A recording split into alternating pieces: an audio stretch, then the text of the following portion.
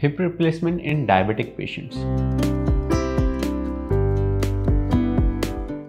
Hip replacement in diabetic patients. दोस्तों, diabetes एक complicated बीमारी होती है जिसमें दो बहुत इंपॉर्टेंट रिस्क फैक्टर्स हो जाते हैं कोई भी सर्जरी के लिए। हम हिप रिप्लेसमेंट से संबंधित बात कर रहे हैं तो उसमें क्या रिस्क फैक्टर्स हो जाते हैं। एक तो अगर आपकी डायबिटीज़ कंट्रोल में नहीं है तो आपकी शुगर रेज्ड है।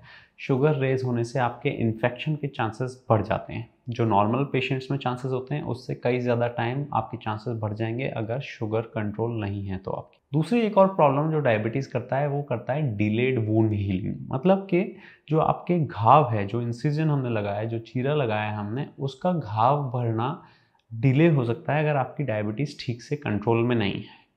अब बहुत अच्छे टेस्ट आते हैं डायबिटीज़ का पता लगाने के लिए कि हमारा कंट्रोल में चल रहा है कि नहीं चल रहा है। उसमें से एक कॉमनली टेस्ट करा जाता है HbA1c।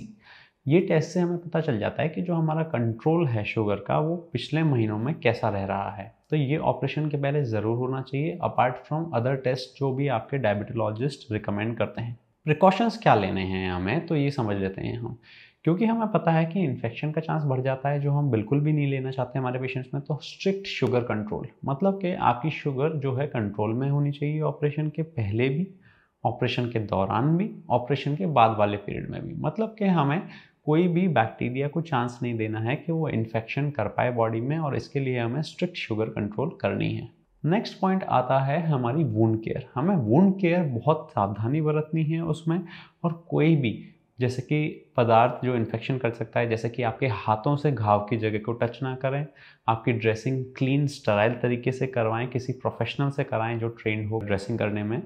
और पानी या गंदा पानी या शॉवर का पानी उस वुंड की जगह पे ना जाने दें। और जब आपकी ड्रेसिंग क्लीन हो या फिर बाहर में निकाल ली जाए तो ये इंश्योर करें कि वो ड्राई हो चुकी है, तभी आप ड्रेसिंग को खुला छोड़ना स्टार्ट करें, या फिर उस पर वाटर डालना स्टार्ट करें डॉक्टर को दिखाने के बाद ही। कभी कभी किसी पेशेंट्स का अगर कंट्रोल अच्छा नहीं होता है तो उनको हमें कंटिन्यूस इंसुलिन भी देना पड़ता है, या रेगुलर आवर्स में इंसुलिन भी देना पड़ता है स्लाइडिंग स्केल के हिसाब से। ये आपकी शुगर चेक करी जाएगी, उसके हिसाब से आपको बार बार हमें इंसुलिन देना पड़ेगा और कोई रेजिस्टेंट टाइप की डायबिटीज़ है तो। बट इन दो चीज़ों का ध्यान रखने से हमारी सर्जरी बिल्कुल रिस्क फ्री हो जाती है, कॉम्प्लिकेशंस बिल्कुल मिनिमम हो जाते हैं। और ये बहुत इंपॉर्टेंट है कि इसका ध्यान हम हमेशा रखें।